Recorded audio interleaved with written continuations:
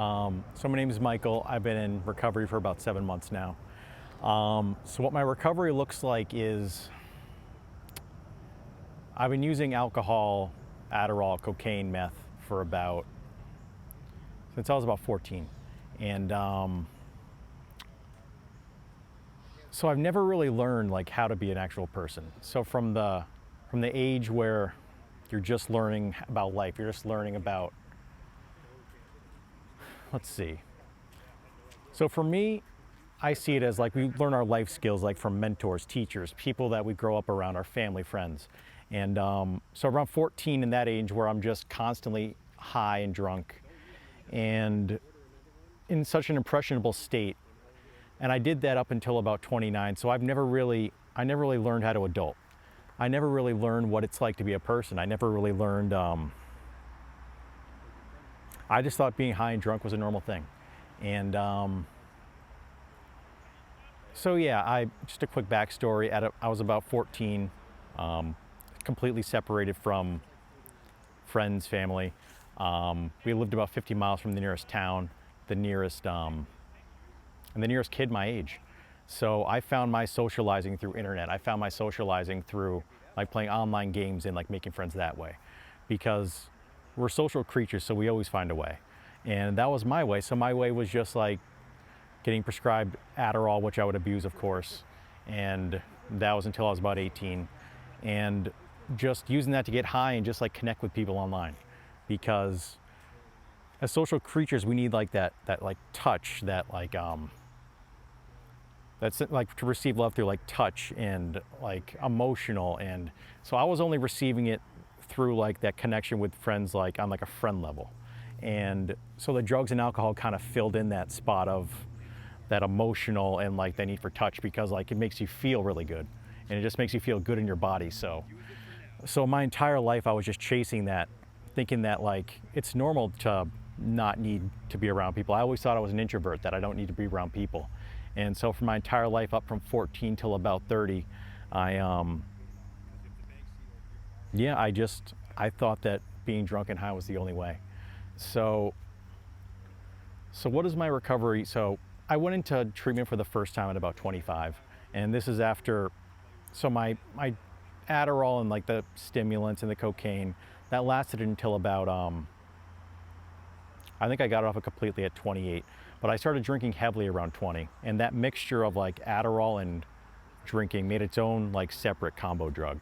And that drug was really what I chased. I'd take as much Adderall as I could, and I'd drink as much as I could for as long as I could, until my body couldn't take it anymore. I was drinking like a fifth or a handle a day.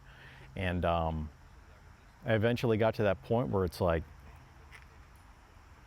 I don't want to live like this anymore. It's not even that I didn't want to live that way anymore. I physically couldn't. And I'd wake up every day, 4-day hangovers, 4 days couldn't eat anything, couldn't even drink, just because my stomach wouldn't take it. My liver was like this close to giving out. And so at around 26, I went to, I don't know what treatment center it was. I know it's very far up north, but it wasn't a 12-step program. It was one where it was kind of like kind of felt like a retreat.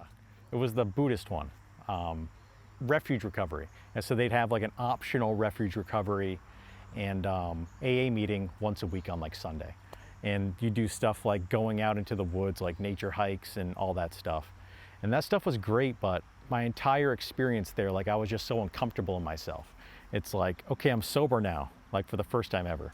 So I'm going in there like with a 14-year-old mindset from when I first started using, and I'm like awkward. All these people have their own cliques and stuff, and it's like I'm experiencing being a human for the first time, but it's like, why am I so uncomfortable right now? It's like, I'm sober, I thought it should be okay.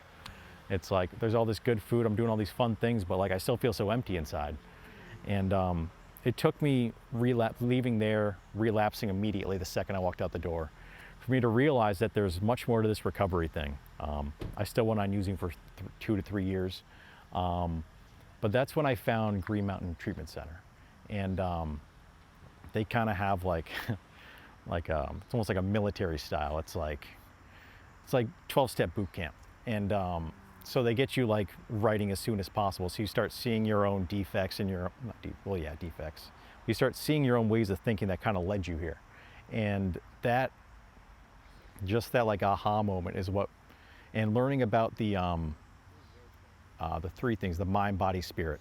I can't quite quote it because I can't remember entirely, but just learning about that, and I did relapse after. But after learning about that, it wasn't fun to go back out because like I knew exactly what was happening. Like I knew exactly phenomenon of craving was triggered. I had no willpower, and I was in the phenomenon of craving again, just endless circle. And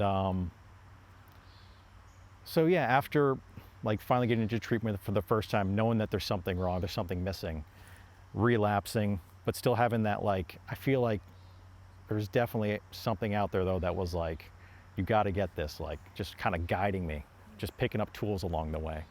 But so yeah, the Green Mountain Treatment Center the last time around, I was, I think that was about 8 months ago.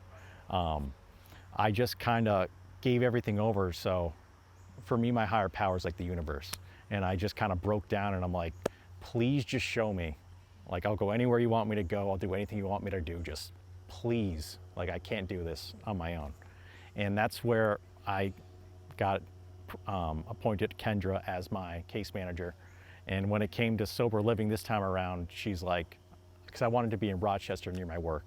And she's like, Freeman House, like I went there. And I thought it sounded good, it was in the area. I kind of fought tooth and nail to go to the Dover House at first because I heard like, oh, they have like gym stuff and like all that stuff. But for some reason, like I got sent to Dover and I met Justin, and I just kind of figured out that like I was asking for all this stuff. Like I was asking to like be shown what to do, but I was still trying to like kind of control it. But once I finally gave in and I'm like, okay, I'll go to Rochester. It was like everything started falling into place.